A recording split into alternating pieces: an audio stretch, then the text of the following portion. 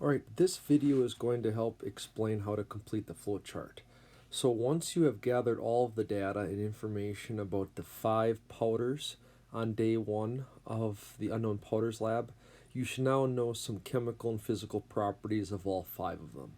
We are going to use that information and sort through all that data and information, try to find the key couple of tests or results that will help identify each of these component powders if they're present or absent in the unknown mixture.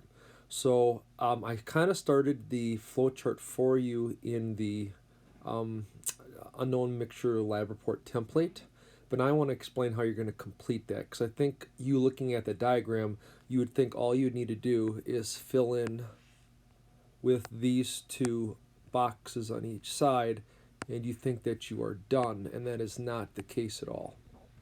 All right, so this is how you, in essence, the flowchart is you need to have each of these boxes work their way down until you have identified all 5 powders as being either absent or present. So what you need to do is look through your data right now and try to find the tests and the results that are the most obvious. Now I'm going to do made up data. This is data that you should not have saw.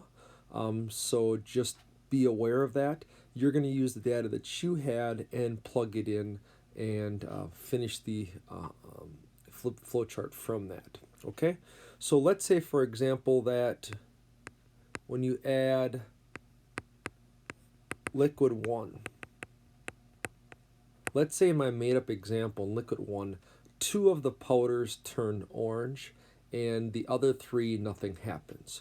So what you'd put down is, in adding liquid 1, okay, a possible result is when I'm given a mixture of these potential 5 powders. Now again, when you're given your unknown mixture, the second class period of this lab, there's either going to be 2, 3, or 4 of the powders present. So your unknown mixture might only have 2 powders in it, it might have 3, it might have 4. It's not going to have 1, it's not going to have all 5. Okay, so there's going to be at least 2 present, and there's going to be at least 1 powder absent. Okay, so let's say in my arbitrary data, and again, this is not correct. Let's say in liquid 1 that if the unknown mixture were to turn orange, whatever powders turn orange with liquid 1, that would tell you that they're potentially present.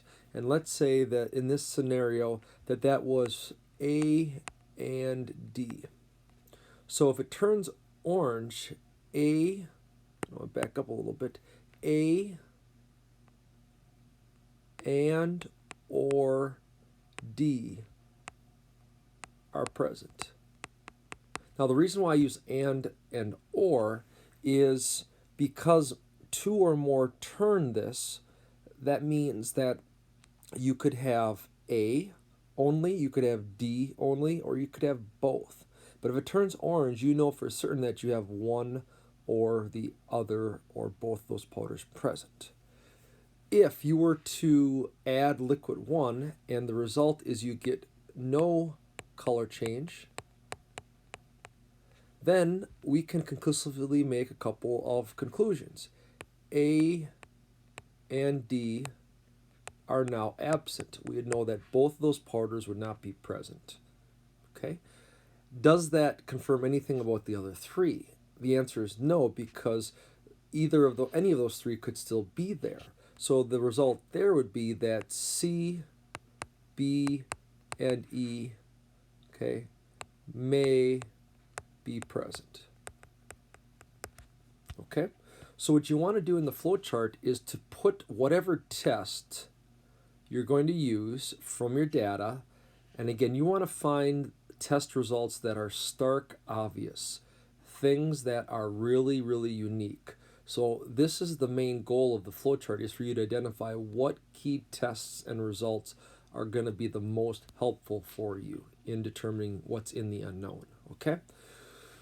Now, on this orange side, because I'm not sure if A and or D are present, what I would have to now do is continue on with the flowchart. I would now have to look at just powders A and D and see where there's another test that would help distinguish between those 2. And again, this is made up. Let's say now I'm going to add, the test is going to be that I am going to add liquid 3. Okay? And let's say with liquid 3, A does nothing, but D turns, let's make it pink, right? So if now the unknown mixture turns pink, what that tells us is that D is present. So now, I have conclusively determined that D is present if it both turns orange with liquid 1 and it turns pink with liquid 3. And that's what you want to do for the flowchart. You want to break this all the way down until every single powder has been conclusively determined. Okay? If it doesn't turn pink, what can we conclude from that? Well, if it doesn't turn pink, okay, then we know that D is absent, and therefore then A must be present, because one of those two has to be present in order for it to turn orange with liquid 1.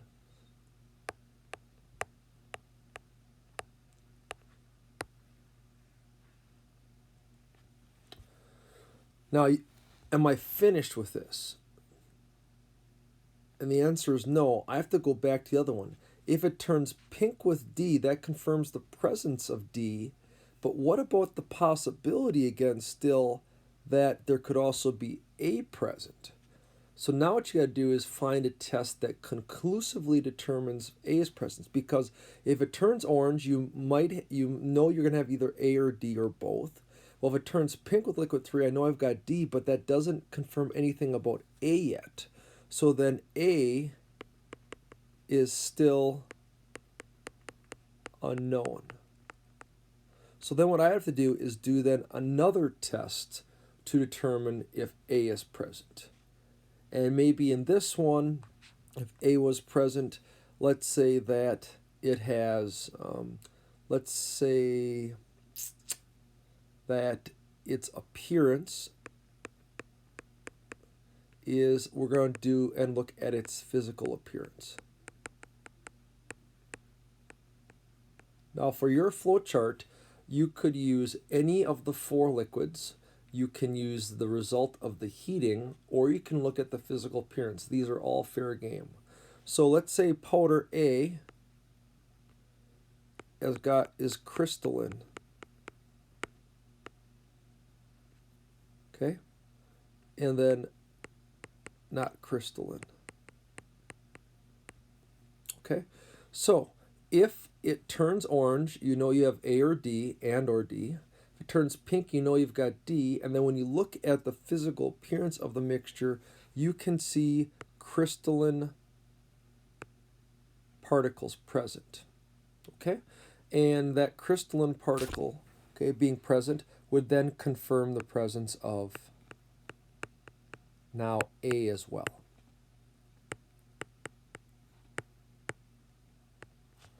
Okay? If you don't see a crystalline appearance, then you know that A is absent.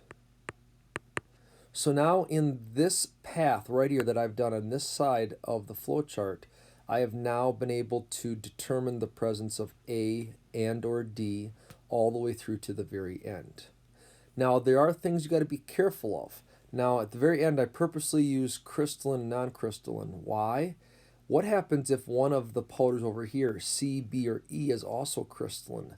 Those are things you got to be very careful of in your data table, is to identify substances that have the multiple same result. Because then you've got to make sure to distinguish, do I have one of those or do I have both of them present? And that's the hard part throughout this flowchart. And that's where you really want to identify the very unique tests that for the most part only happens with one of the powders, and that should help you then determine the presence of all 5 of them. So find those tests, they're there. we've purposely made the combinations of liquids and solids and the heat and the appearance so that there is at least one really good test for each of these powders that should help you identify it. Okay? Now, I'm not done with this flow chart. I would then have to start working off of this other side and looking for tests that help distinguish or identify the presence of C, B, and E. So then now the other side, we'd have to work it through for another 2 or 3 branches until we've got C, B, and E all identified as well. So the flow chart in the template that I gave you might not be enough room.